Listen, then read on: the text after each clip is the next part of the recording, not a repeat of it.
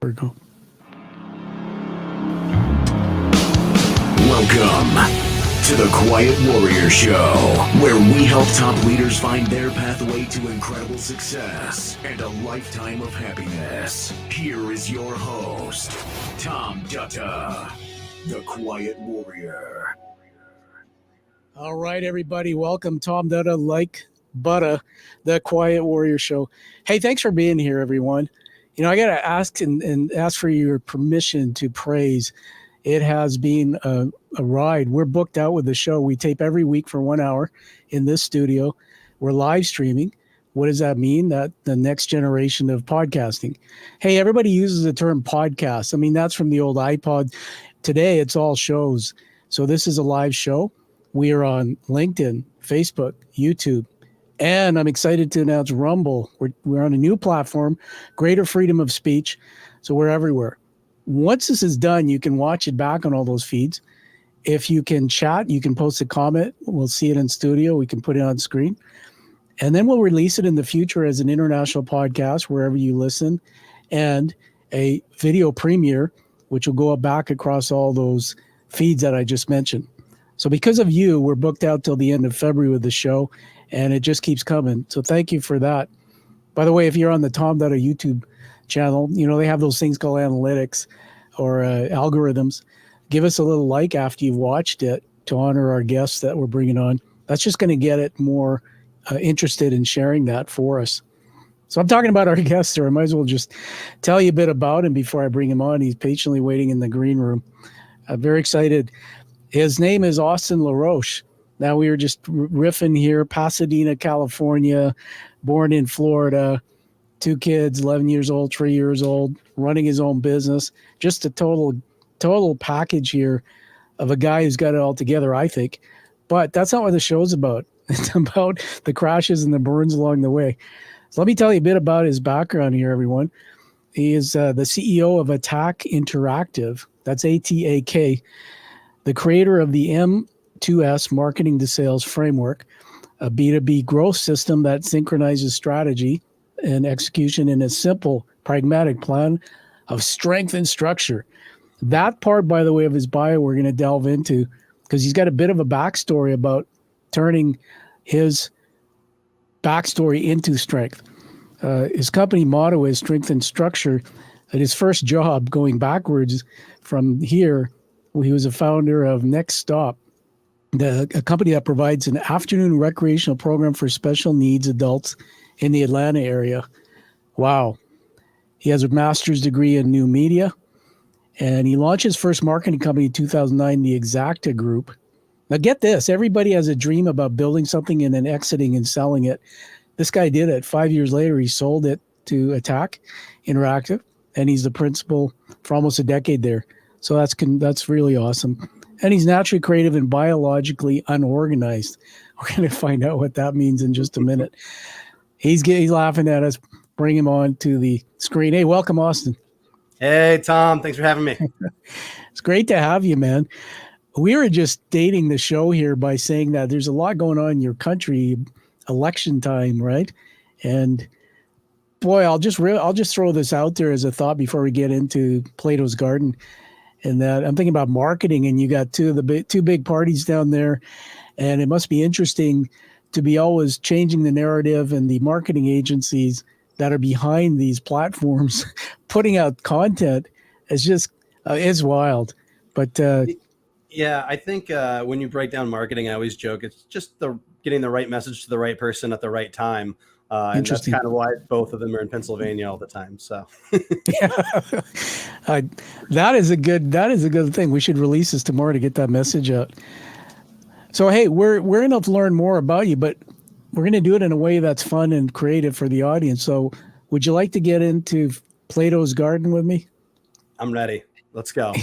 Everybody, he's ready. So let me set this up, and then we're gonna roll. So I got a quick bumper here. We'll edit this and tidy it up. So just stand by, and let me put the bumper music on in 3, 2, 1.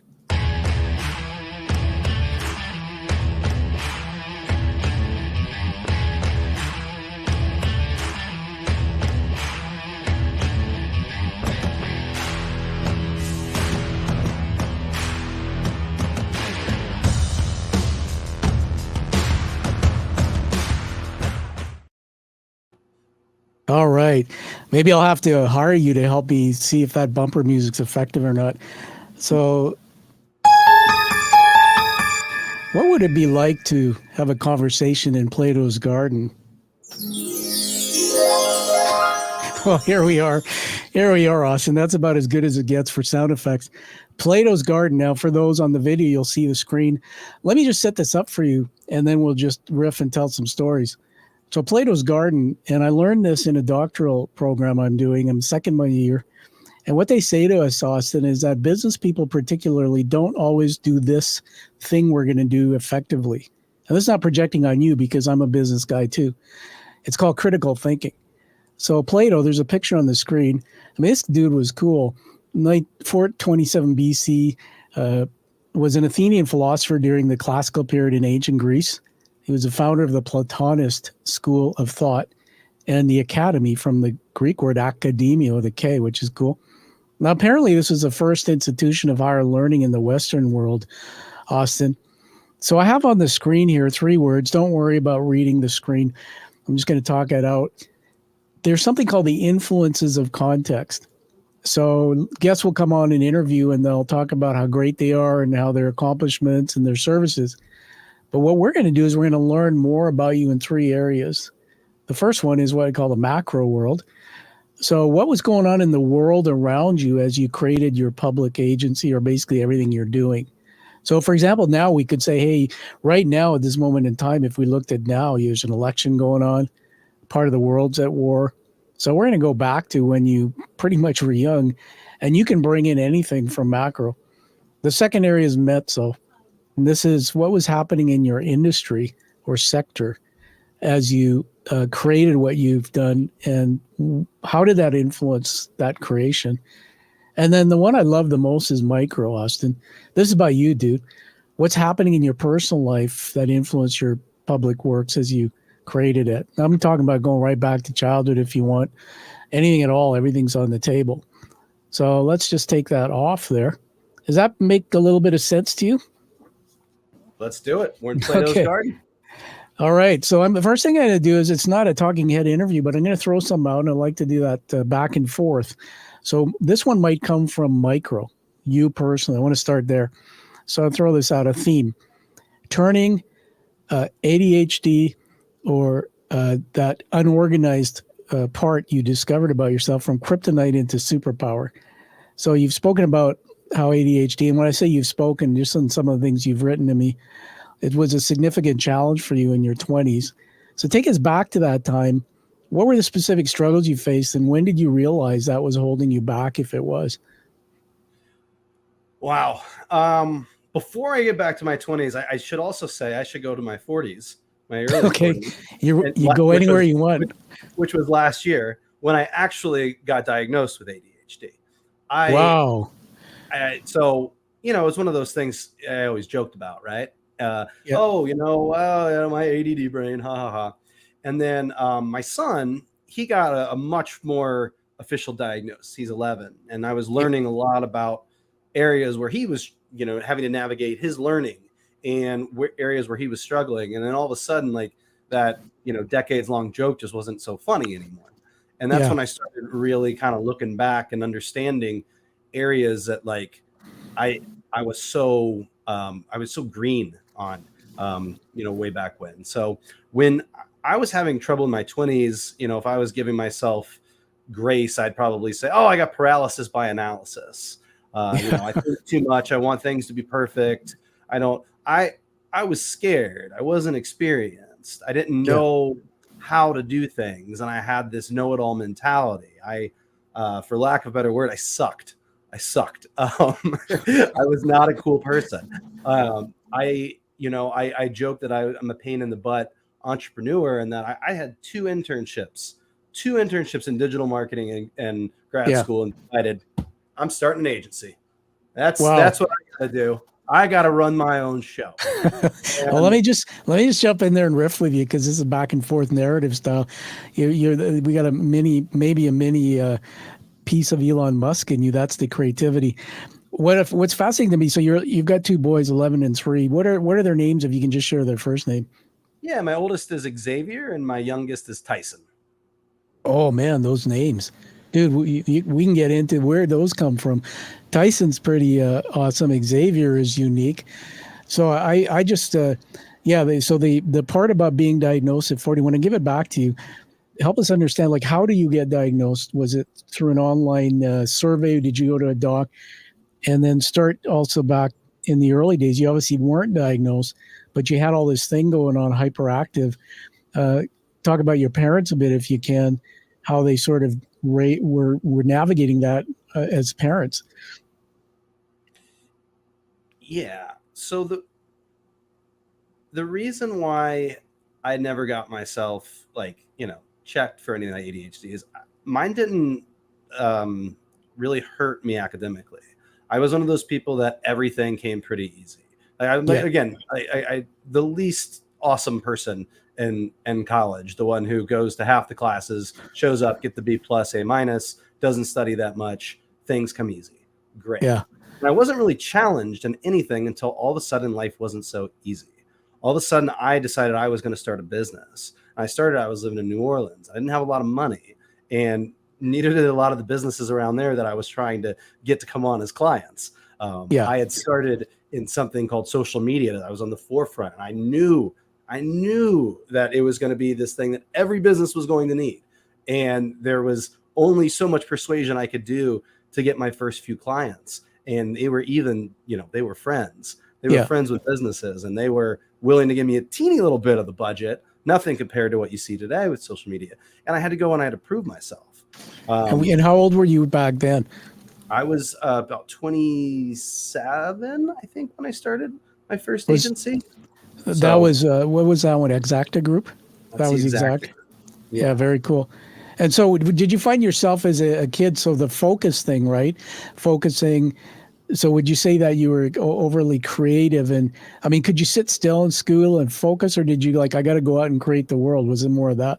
I could focus when I cared, right? So like my ADHD book, my autobiography that I have to write is why love one thing when you could like 20,000 things.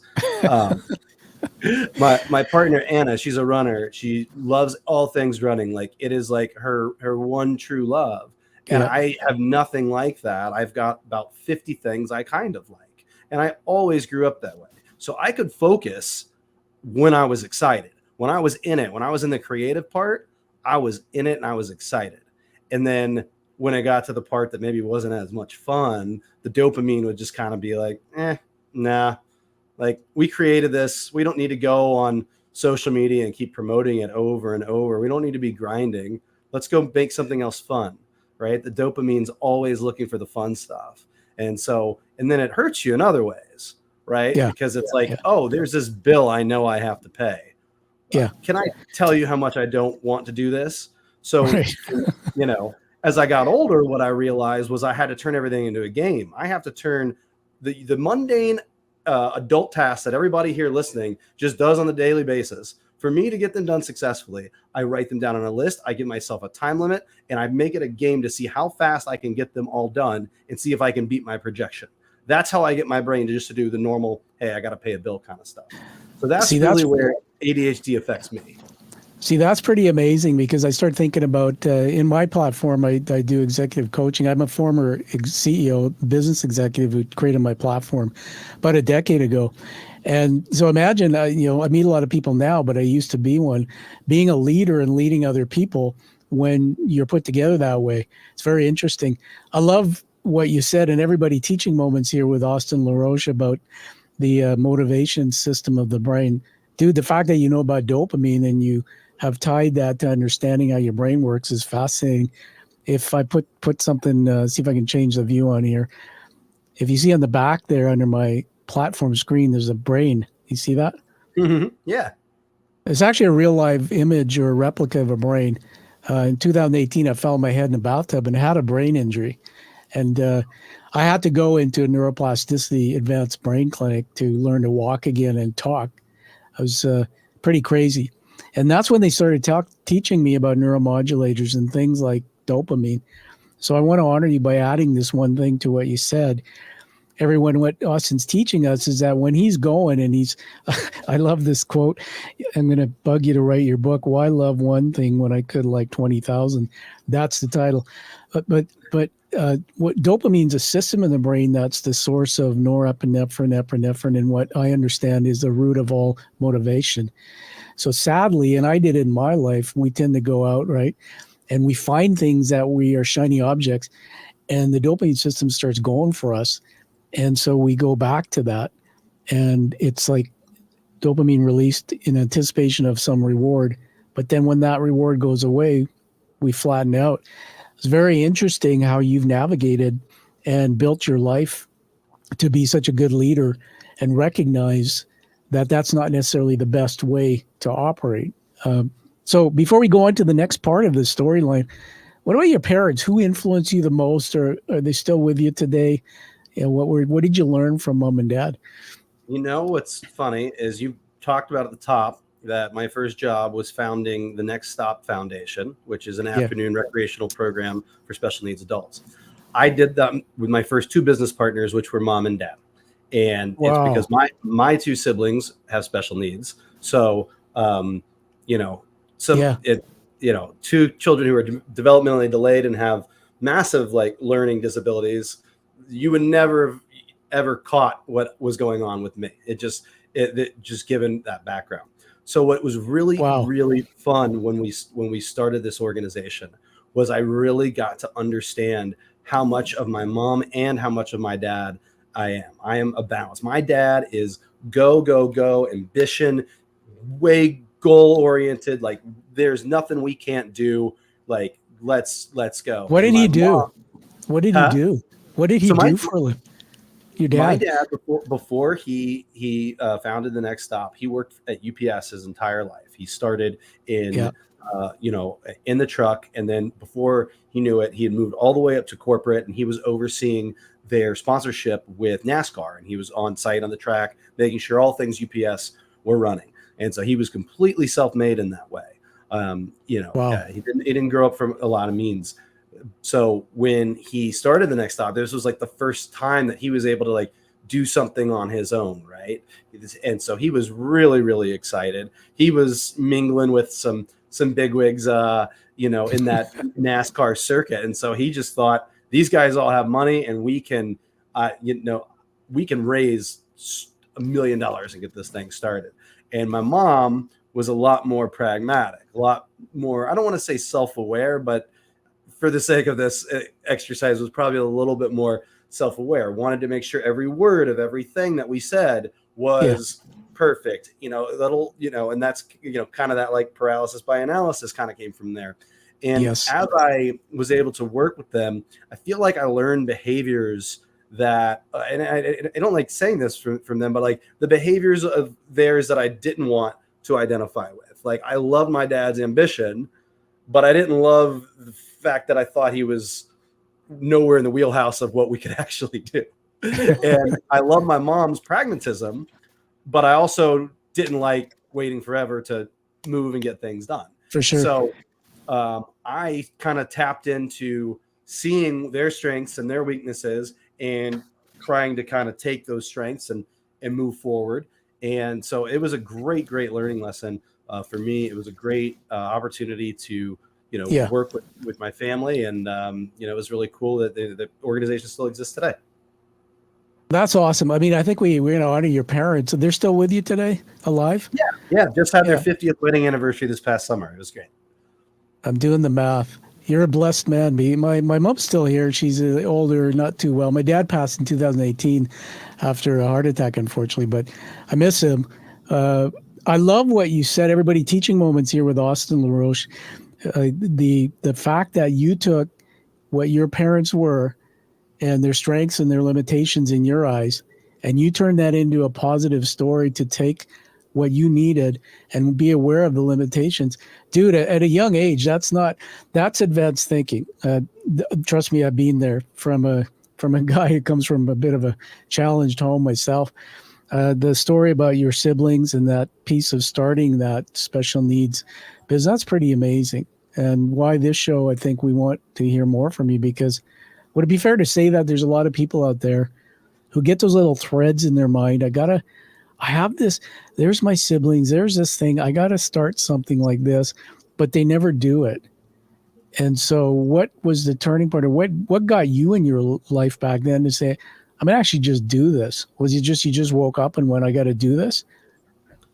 Well, there was definitely the passion of having an older sister who had gone through the school system and now essentially just sat on a couch and did nothing. And then seeing my brother, who was jovial, involved in, things like Boy Scouts and Special Olympics and things like that, and knowing that he was headed down that same path. So what are we going to do when the bus stops coming? Like, we got to create the next stop. So if I'm just in marketing and I want to make myself sound really, really cool, I just tell you that part of the story, and then that's it.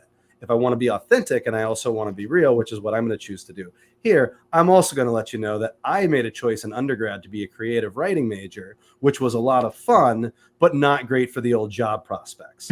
So when my dad came to me with the idea, he also came to me with essentially my first job out of college. And even if it was small, it sounded a lot better than waiting tables. And so they needed my ability to kind of push things forward, and I needed their financial backing. And, and that's one of the things I've always felt is like I had this parachute, this ability to try and fail. And it's one of the reasons I'm so grateful for them, because if you don't have that, then you don't get to try, right? You don't get to try. If you try and you fail and you're homeless, then it's much better to just go work for somebody else. Yeah, right? Absolutely. You're a very motivating person. I'm sure you may have been told that, but you probably know that. You might be very humble. You will never say that.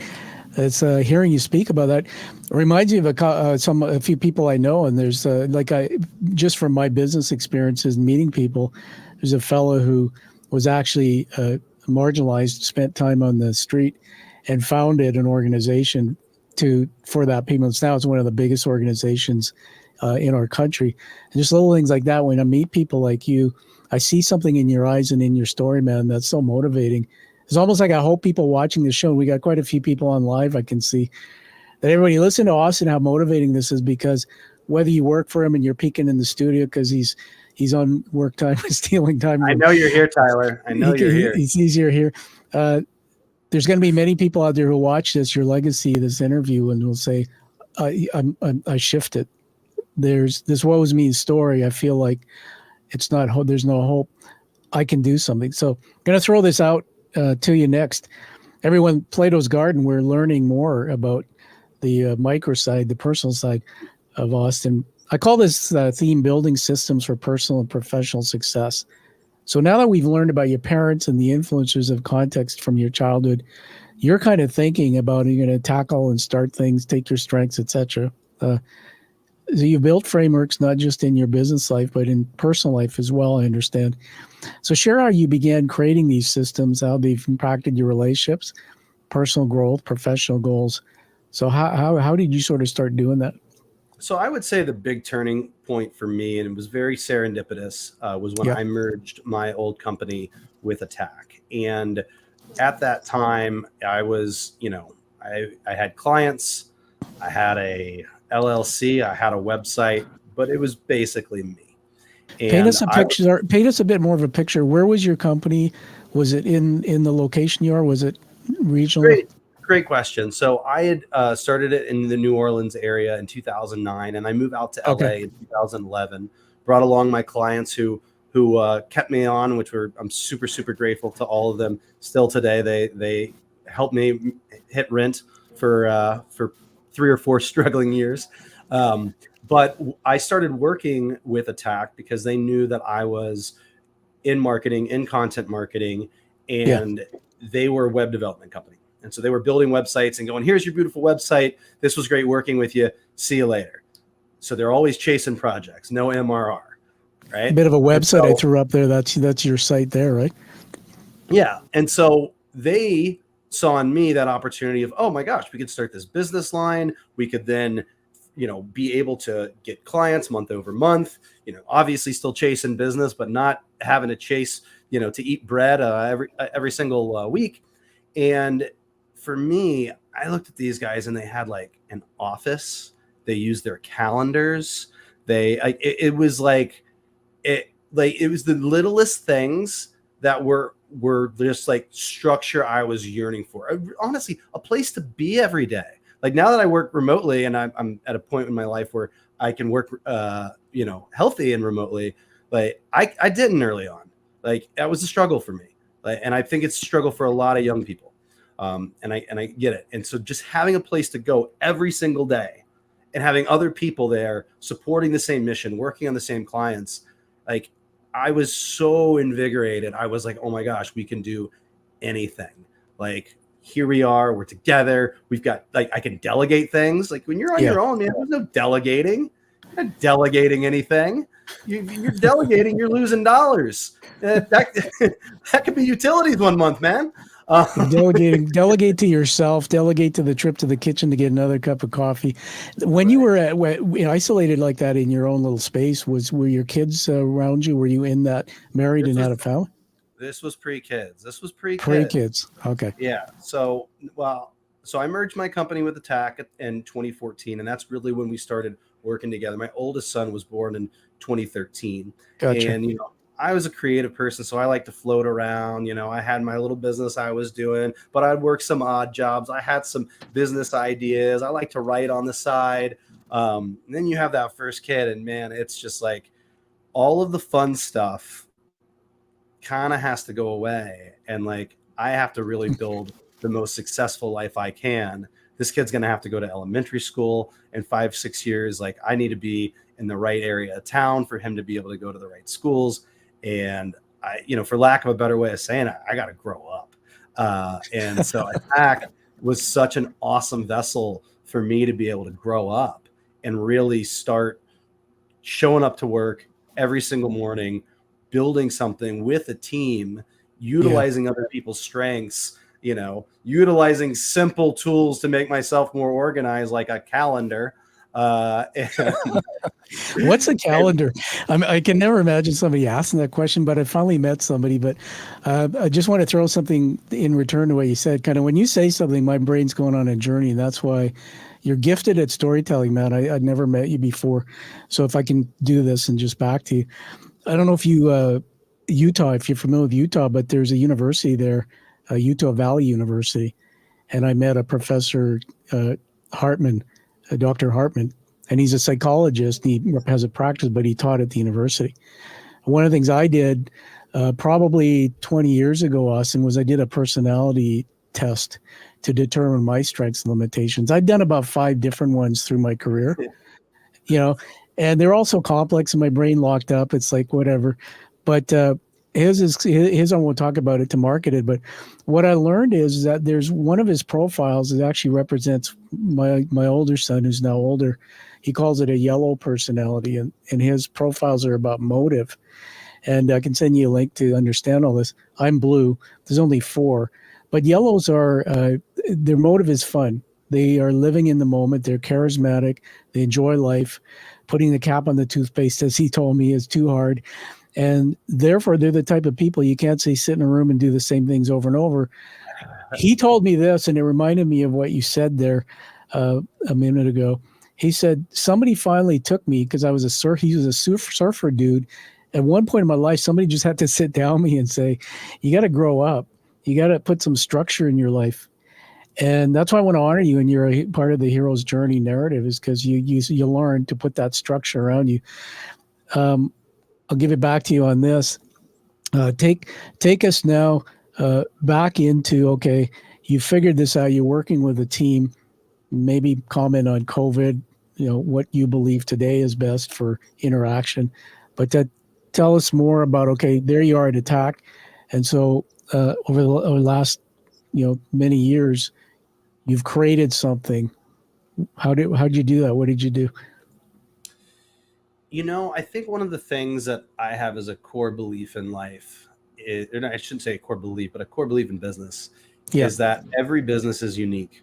And any company that's ever come to work with ATAK Interactive, I have looked at them like they are they are different from all the other companies that came before, that they have unique problems that provide unique solutions.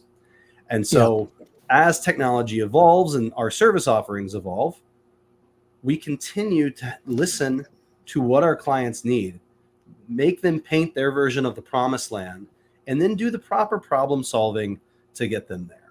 And so over the years, that has completely evolved, right? In our early days together, the 2014 range, we're building websites, we're doing social media, we're doing a lot of email marketing. That evolves into working a lot more in HubSpot and CRMs in the 2018 range. We continue to evolve that more in integrating systems, those CRMs. We're now implementing AI into service lines. We're doing, a lot of different types of lead generation. We're really trying to help our customers grow their business. And I think one of the things that we've always said was that sales and marketing are these like silos that everybody gets lumped in. But I used to say way back when, those silos need to be put down and just everything needs to funnel into growth. And now we've decided we're going to call that revenue and rev ops, and that's fine. We can call it rev ops. Yeah. But we've always been focused on that. And we have a line when we're helping our customers, it's like, you grow or we go. Those are the stakes. And we're not afraid of the stakes. And I think that has been really attractive to a lot of our customers. It's like, oh, so if I'm investing in you, you think within 3 months I'm going to get the ROI I'm looking for. You're willing to put the, your company on the line for it. And we've been able to execute. So it's been a lot of fun. No, that's fascinating. I'm going to now turn us into what I call macro. So everybody here with Austin LaRoche, the CEO of ATAK, and we now going to look at what I call global context. So, just take it up what do they say, 30,000 foot. Just kind of looking at, okay, what was going on in this sector where you are? What were some of the influences because of what was going on around there? I'll throw this out on the table. I put marketing's global problem. Too many personas, not enough focus. So Austin, in today's global marketing landscape, companies often try to cater to too many persons and lose focus.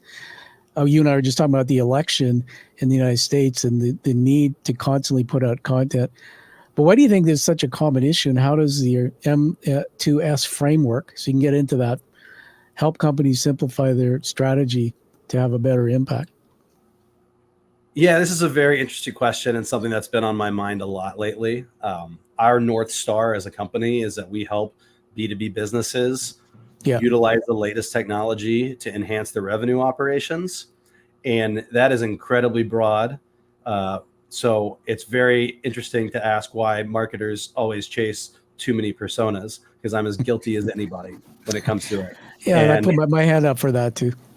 Right. And I think there's I've done a lot of different personality things. And I think one of my real core beliefs is I can see possibilities.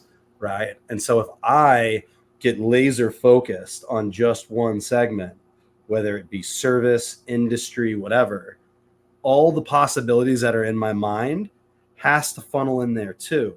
And now I'm being limited, and I don't want to be limited. I don't like people telling me no. I like people telling me we can't do this. I like to see the world as this amazing place that we can do anything that we want.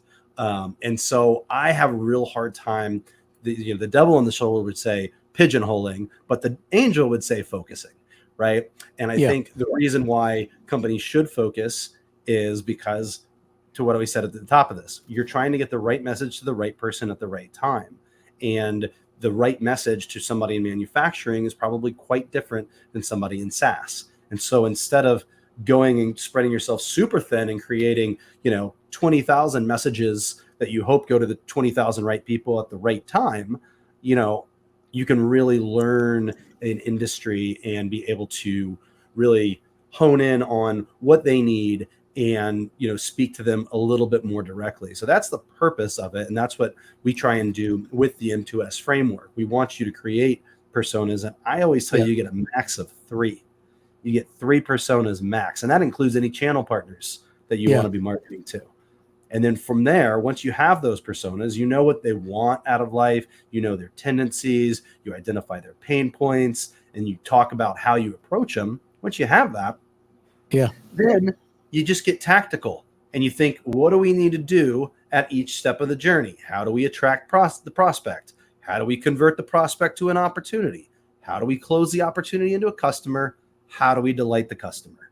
And in each of those buckets, we talk about what we're going to do to attract, convert, close, and delight those personas. And you do want to start a little bit wider because you want to be able to, attack your marketing, pun somewhat intended there. No, I like that. I like that. That's the focus piece. You have to get to that focus by attacking the problem. Yeah. Yeah. And really just kind of identifying exactly what it is that your customers need and then taking them through that trajectory. And then again, the attack, convert, close, delight. Once they start doing that and you say, okay, well, how are we going to get people to the website? How are we going to get people to learn about us? Well, what's marketing doing? What's sales doing? What else could we be doing that we're not thinking of? And let's hit them from different angles and let's A/B test. Because that's one of the things I feel like I've been joking about, whether it's marketing or, company culture or just how you live your life. It's just an infinite A/B testing period. Like our lives are just A/B testing every day, trying different things and figuring out what works and moving in the direction of, the most successful endeavor. A/B testing, just what's the A/B in that? A/B stands for? I have no freaking clue. Okay. I'll be completely honest. It's a brand. It's essentially like, it's a marketing term, right? So you send out an email newsletter. You're going to send out two different things. You're going to do option A and option B. Okay. Right? So I got you. And I was thinking that I just want to clarify for the audience. Sometimes jargon goes over my head and I think, who's Ab? Who's Abe? So you said so many things. So you get a chance to collect your breath as I riff back again here. Everyone, we're here in Plato's Garden with the so much fun, Austin LaRoche, and you're again a man of so many thoughts. It's funny. I had a boss, so I got to just give you a little story on this. One of the roles I had climbing my corporate executive career was it was a dual role, director of customer excellence and director of enterprise marketing. And this was crazy, man, because my background started in financial services. And everybody, this is before I started doing this in my platform of teaching. And so I had a boss who's a chief marketing officer, and he would say this. This, by the way, was a telecommunications company, about an $8 billion company, Canada's maybe second largest, to put in context. I'm on the west coast of Canada. So I get in there, and I got all my marketing experience from a bit of university and a bit of this. And he goes, we create the stuff that the sales team goes and has to sell. We create the stuff that the sales team has to sell. And he says, so why in the heck do we have the marketing department here and the sales department here? We don't understand the insights of the customer because these guys are always in their face, etc. Now, this goes back 25 years. So you're ahead of the time. But we needed you back then to bring some of this insight. But this is fascinating because it wasn't there as I developed my career. One of the other things I experienced was working in my first chief executive officer role. I ran an insurance company that sold software. So we had a product shop that built a software product for banks and credit unions. It was a loans origination platform. We would go get the sales team to go out and do demos. Marketing would develop all the stuff that they would need. And the customer would say, wait a minute, that doesn't do what I want it to do. How does that fit our business insights and processes? If I'm going to use this to take a loan application for a customer, it doesn't fit into our world. And so this evolution you're teaching us, which is brilliant, is this starting to understand the needs of the customers. And then, as you say, attacking and becoming more focused. It's just bang on. So everybody, key teaching moments from Austin here. Austin, if I can ask you this, your company, what would the client segments be? Like if I wanted to come to your company, who is your customer? Is it small, medium enterprise, large? What does that look like? I'd say we probably fall in somewhere between 5 and 200 million ARR companies. Gotcha. And we do end up solving some smaller CRM problems for very large companies as well. But that's kind of been an evolution in the past couple of years. And I would say that, we're pretty industry agnostic, but what we look for is what I call people, product, performance. So people that we want to work with, right? That we want to really engage with. And we feel like our, to paraphrase Logan Roy from Succession, serious people. Okay. We want to work with serious people. And then we want product. We want to believe in their product or service, right? We don't have to think that it's going to change the world, but we want to know that it's good. We want to believe in what we're pushing, right? And the last one is performance. We want to know that our efforts can fill whatever gaps they have in the revenue enhancing operation, and that we can get the results that they're looking for. So if we don't, if we have the right person and the right product and the team and services to perform based off their needs, now we're cooking with gas. But anytime there's ever been a misalignment with a client, you look in one of those three buckets and something's wrong every time. That's very insightful. Again, I'll just pop up your website here just so everybody knows there is one and they can find that. We'll put it in the show notes. So I was poking around your website, and some of these models you're talking about, there's insights on your website. So just going to let everybody know at the end, we'll get Austin to tell us how to get there. Let's get back into the macro, the global. It's interesting because the world's changed, right? So what we're doing here is, again, digging into the things that influence sort of how you're developing this business of yours, the company we were with.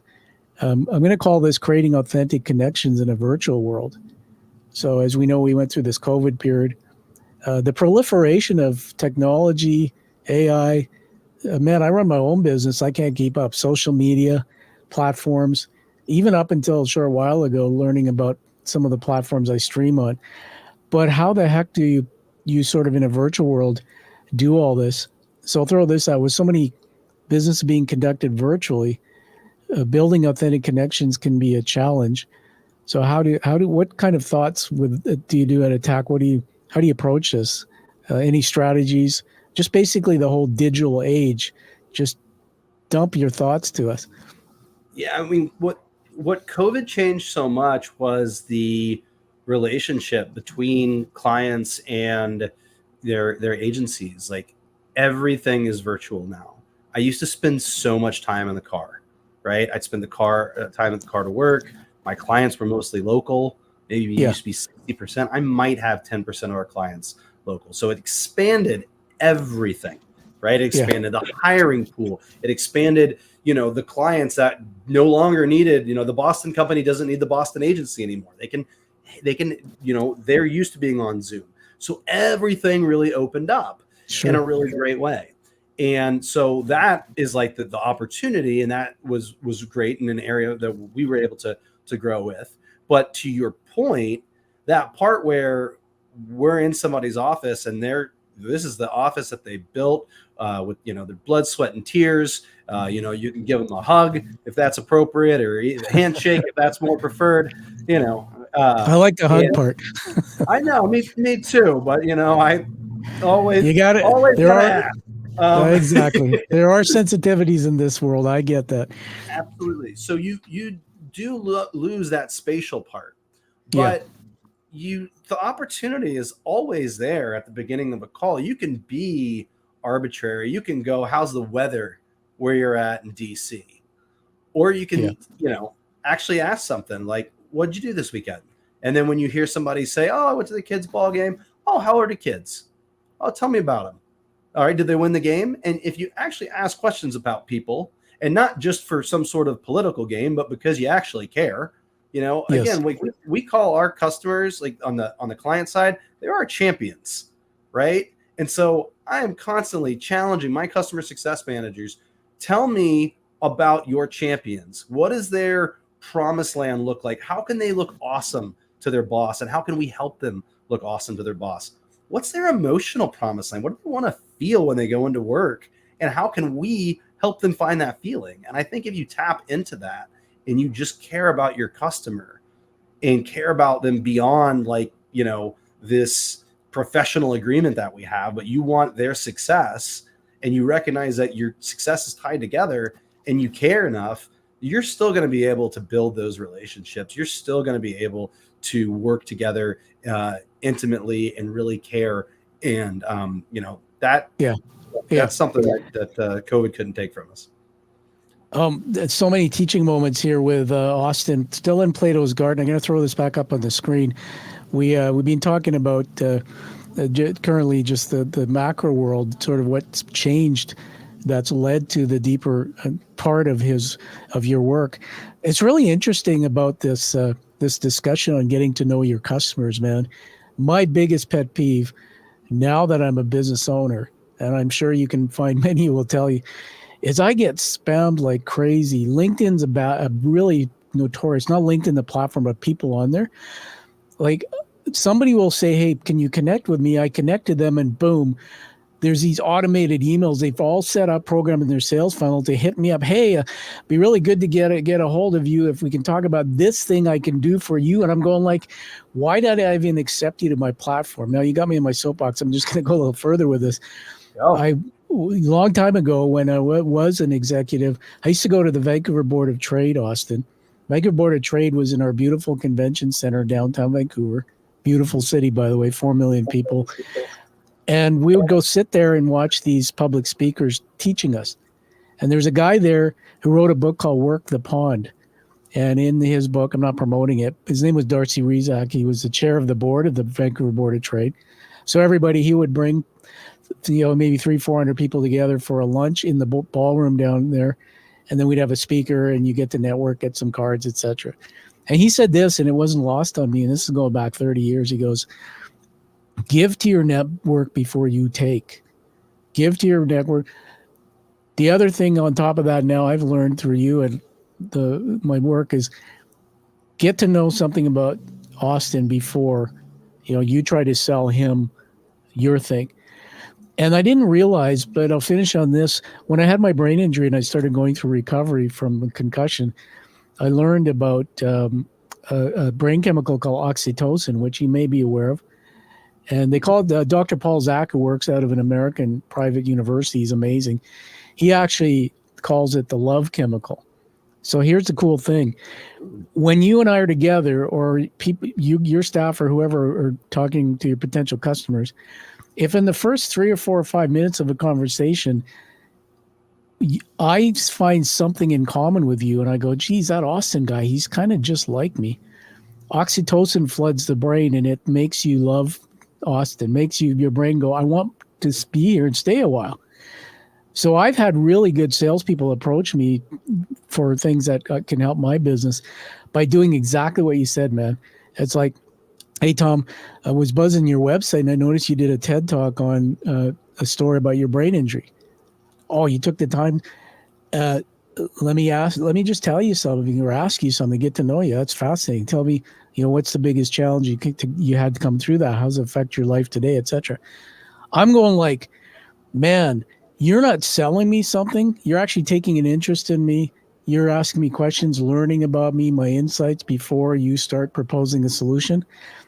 In all the decisions I've made in my business, those are the firms and the people that I've always engaged with. So I went on a bit of a tangent there in my story, but you brought it out of me, man. I think what your firm's doing and the strategy you just told us about that learning insights and things is right on. So good. Keep up that good work. Thanks. Gonna take a right turn. This is the last piece of the journey with you, and we'll call this the mezzo, which is your sector. So you've talked a lot about the sector you're working in, but this synchronization or coming together of sales and marketing, this M2S framework, which I know we could probably learn more from your website, kind of synchronizes that. Is there anything you want to share about the core of that approach? And give us an example maybe of a business that it's helped in its marketing success, how that was measured. Mm-hmm. I recently had an old employee who I'm very close with still, who I very much enjoyed working with. She sent me a article and said, I read this and I thought about you. And the title was, are you a simplifier or are you a complicator? And I was like, huh, interesting. And then I read through it, and it was very nice. It was kind of geared towards like, when a lot of things are going on, can you simplify things, focus on what needs to be focused on, articulate it in a way that's nice and simple, and then run like heck forward. And that is, I think, one of my big strengths is that I recently was in an exercise with the finance arm of my business, and I asked them for something, and they sent me a spreadsheet that had about 12 different tabs on it.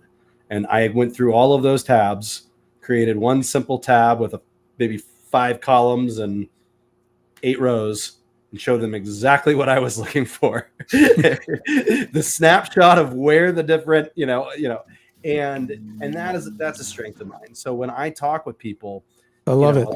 A lot of times they're coming from an old school mentality. Oh, they say 50% of marketing works. You just don't know what 50%.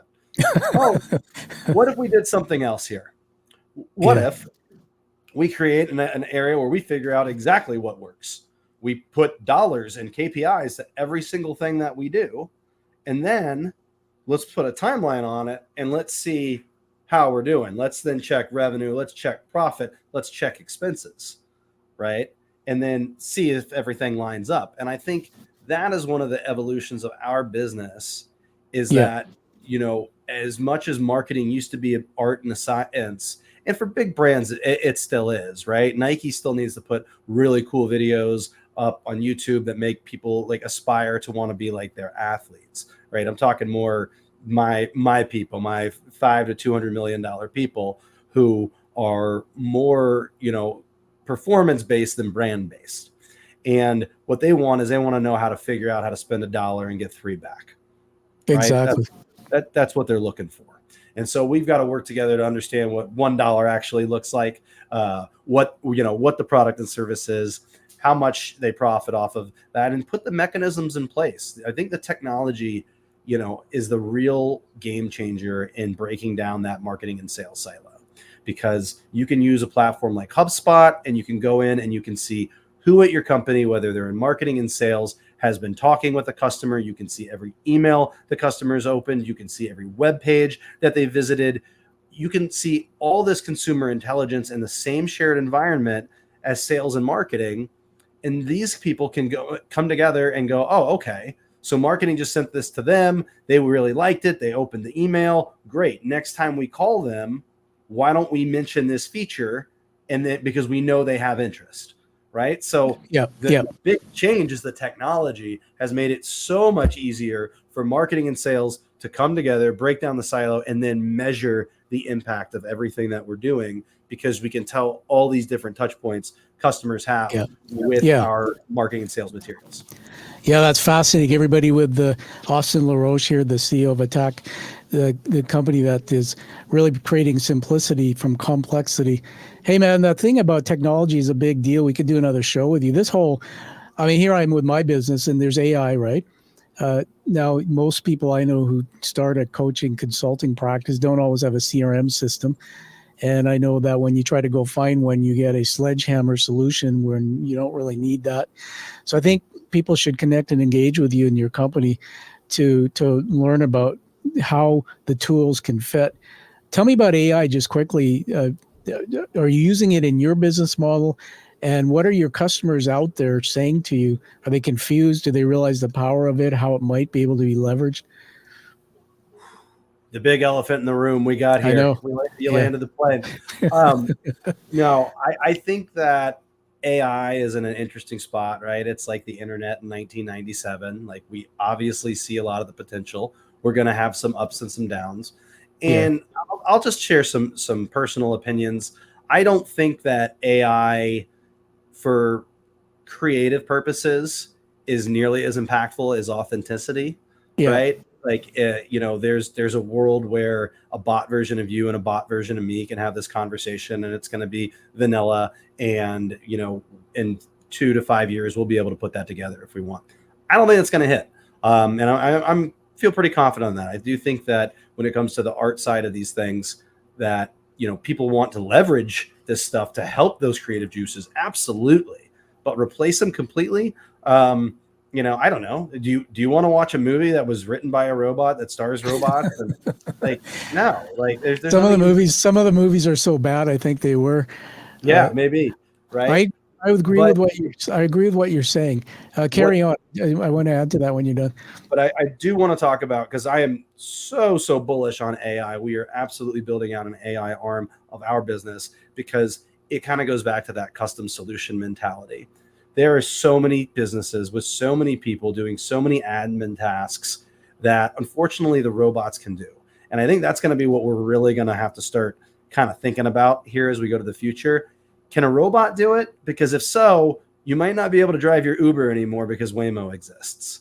Okay, That's right. You may have all the licenses to be a truck driver, but the Tesla truck can get the groceries to the local Albertsons or whatever, just as much as you can. And so this is where we're going to have to start evaluating all systems and processes, and really ask, where could the right AI or robot or whatever, where could they replace things? And so that's where I definitely see AI as people being able to go in, whether it's marketing, sales, ops, doesn't matter which department, but being able to look and say, what is the admin work going on here? What should we automate? What do we need to keep? And then businesses will be able to save lots of money on, admin time and labor. And in that, I'm much more bullish on process AI than I am on creative AI. No, I like that. I agree with you on both those points. And I like the word bullish because instead of bullshitish, it's bullshit. And believe me, how many people actually in the older school, I shouldn't say this in a negative way, but some of the people I speak to that are older generations, they're so negative. They'll say to me on my show, oh, I'm against AI. So I'm just going to throw a few things out here because we're having this conversation. The deeper you and I get, the more insight I think we're going to find for our audience. Back in the day when I was in my first job in financial services, I was a teller, a bank teller, and there were no ATMs. And then all of a sudden the ATM come. My wife tells a story because we met in one of the Canada's biggest banks long ago. And she said they actually brought the staff down to the tower of the Toronto Dominion Bank, which is the big corporate office here in Vancouver. They had a fake ATM set up, and they had staff in the branches when they taught them this actually put an ATM, and they would go up and they would pretend to use it so the customers could see it. It wasn't even live yet. I remember being a teller, and all those people who were of those generations, and I feel for them because it's like my mom and dad. Oh, that'll take your jobs. Oh, we'll never be able to use that. Blah, blah, blah. Well, guess what? The ATM came, paradigm shifted, and look at what it's done. It hasn't cost lots of jobs. It's actually automation in the banking industry created more jobs. In fact, with the more automation, there was more need for skill sets to run with new systems and things. iPhones. Everybody has a phone of some kind. And there's a research paper out there I read that in order to just pick this up and start using it, Austin, I had to probably learn another 20 or 30 processes using technology that I never knew before. But guess what? I have a lot of friends who are 60, 70, 80, 30, 20. They all use their iPhone. They figured it out. The last thing I want to say is that this paradigm shift that I'm so glad that you're bullish and you're developing this insight. I don't know if you've ever heard the Swiss watch story. It's a great story if you Google it. Can I just share that with you for the audience? All right. So I may tell it wrong, but you can Google it. It's a true story. But I'm giving paradigms because you're in a world where you're shifting paradigms in your space. I'm so impressed with you and what you're doing. So we all know the old watches were moving gears and parts. The Swiss watch company, so apparently some of the engineers developed the prototype for a digital watch, took it to the board of directors. They were so myopic. Oh, technology is no good. Why? This thing works perfect, moving gears, parts. These guys apparently went to a trade show, if I get my facts right, the engineers, and accidentally left the prototype, the information there. Another company stole it. And guess what company that was? It was the Seiko. So the first digital watch came from the Japanese, and it obliterated the industry. Same with Blockbuster Video. We had them up here. All of a sudden, Netflix, boom, gone.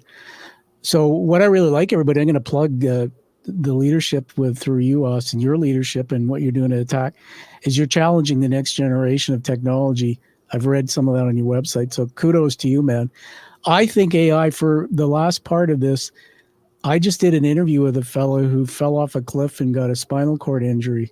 And he was a former mayor of Vancouver for 8 years and premier of our province, which in your land would be like the head of state. And I had to get him into a studio off-site, not live stream, to do this interview because he uses a walker, right? Mhm. I went into AI, Chat GPT, and I just said, here's my scenario. What should I be thinking about to make the best experience for Michael Harcourt? And it gave me information I never thought of. I call it neurodiversity because the collective learning of AI is all the brains that have taught it what it knows. I'm one brain. I'm not selfish. I'm not smart. I'm kind of stupid, actually. And it gave me three things, man, three little nuggets that I actually implemented into hosting him. And after the show, he said, I've never had anybody treat me the way you did and make my experience that comfortable, Tom. So, yeah, I'm a proponent of AI using it as a tool to improve what we're doing, and I'm absolutely with you that we never want to give up that ability to be creative. So, thank you for letting me ramble with you on that one, man. It's pretty cool topic. You're just the totally awesome guy. I have one more question for you, and then we're going to honor you with a couple things. One being an award. So you ready for that? Let's do it. All right, brother. Here it is. We still got a full audience. So you're one of the guests I've had on in a long time where people stay. I wonder what that's all about. You must be interesting, which you are. Thanks, sir. This is my final. Yeah, paid. The checks are in the mail. The final question is a vision for the future business growth. I guess I kind of call this, when you're done with this world, what do you think it'll look like? And a guy like you, the way your brain works, man, I can't imagine I want to be in it.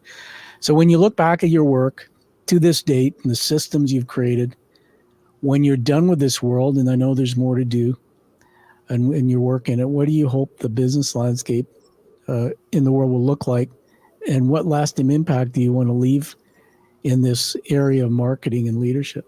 I know it's loaded, even a nugget. Go. Yeah, I mean, I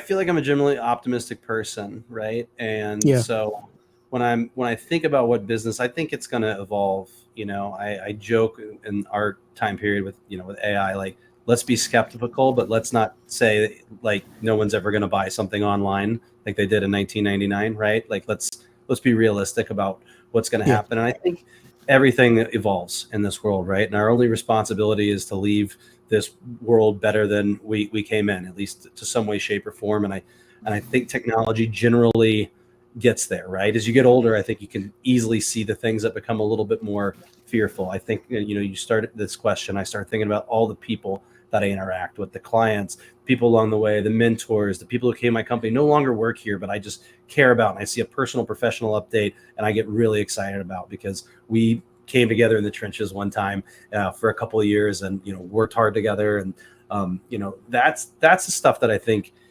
I connect with the most when it comes to that. So I think from a macro perspective, I think that we are going to continue to be able to create new things that open up crazy new doors and tons and tons of new businesses businesses and jobs that don't exist right now, right? 30 years ago there was no such thing as a social media marketer, right? There was not a TikTok advertiser 10 years ago. So like I very much believe technology is going to create those opportunities. What I would say I'm afraid of is technology completely wiping out a lot of, maybe not completely, but wiping out a lot of manual type jobs, farming. I mean, even like just think about how many people are Uber drivers right now. Oh yeah, they're all over here. They're all going to be gone the way of driverless cars, self-driving cars in 5 years. Why do I want to spend the expensive money on Uber and have the conversation with the guy and hope that he doesn't hurt me, when I could just have the robot that's going to drop me off at LAX without a problem? It's not going to bother me along the way. And so those kind of things I want us to really, I'd love for us to be able to figure out, because then if we don't, we're going to have, and I expect it happening in the next 10 to 20 years, a lot of the universal income conversations, which is going to get really interesting. And,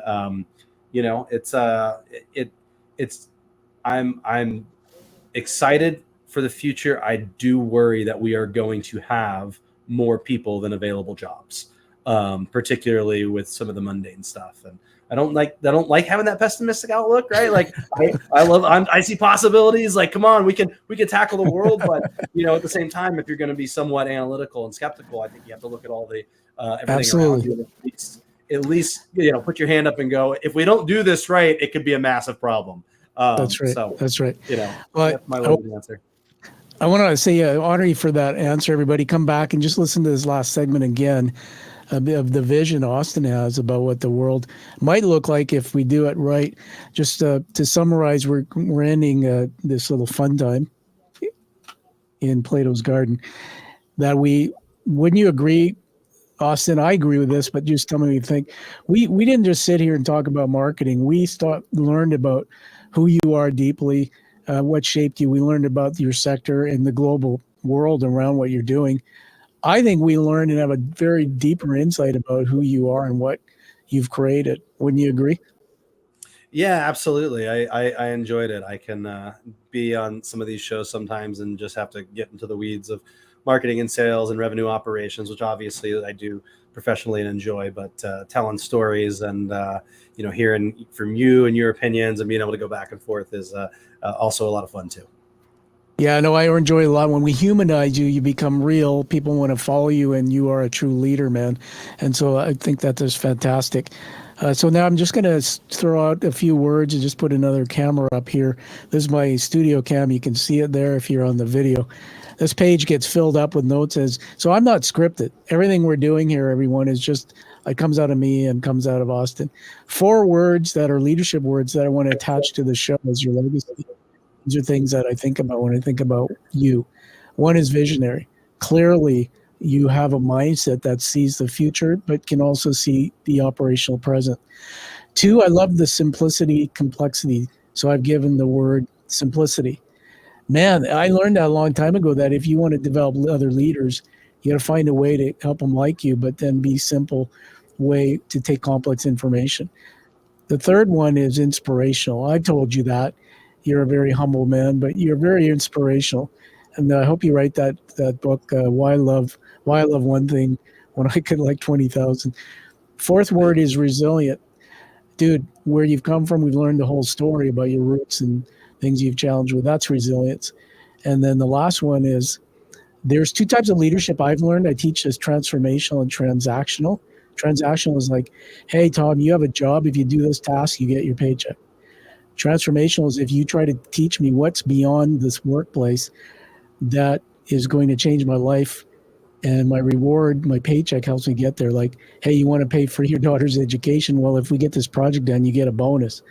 You are really good in the way you tell stories and get people's heart. So those are the 5 words, and we're going to now induct you and give you an award. So let me just show you this. Do you know what a challenge coin is? I don't. Okay, well, so next time you're asked that, you go, I learned it from Tom Dutta. I will. All right. I'll So name drop. I wish I could come see you in person. I mean, I'm not far being in British Columbia, so maybe I will, but one day. It's going to come with a little card here. I had these handcrafted, painted, minted, actually made in the U.S. They're pretty hefty coins. And the history of the challenge coins, they surfaced during World War I. The practice of carrying a coin designated specifically for a unit was popular with the Army Special Forces. Carrying the coin at all times and presenting it when challenged to prove affiliation with that unit resulted in a number of consequences for those who could not produce their coin.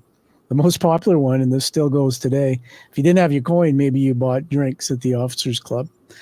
Today, all around the world, you can Google that word.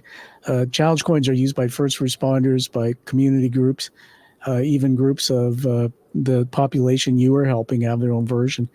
So the front of the coin is the image of the show. It's raised and hand painted. You can see that. The back of it is the hero's journey narrative by Joseph Campbell about how we all go on a journey, and it's about story and turning that story into something to serve. And I vet hard, you know this, I don't let everybody on the show, but you're in the 1% of the world, I believe, that has taken what you were in life and turned it into something to make an impact. So congratulations. Welcome. You're now a quiet warrior, brother. Thanks, man. I appreciate that. That's great. So we'll get you offline to send me your address. We'll get this out to you. Just take a picture somewhere meaningful when you send that to me. I'll put it in my wall of fame.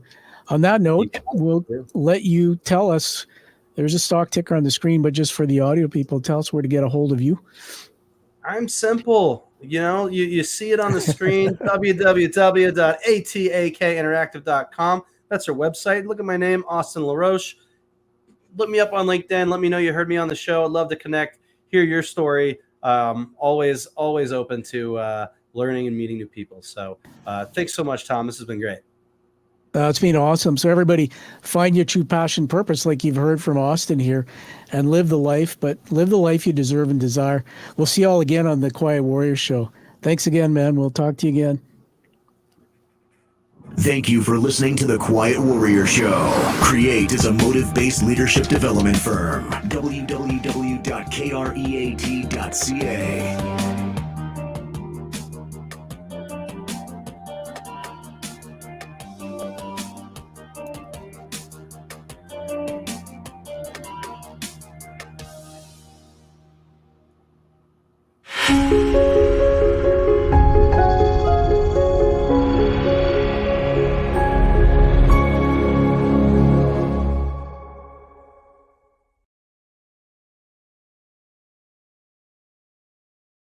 All right, stand by.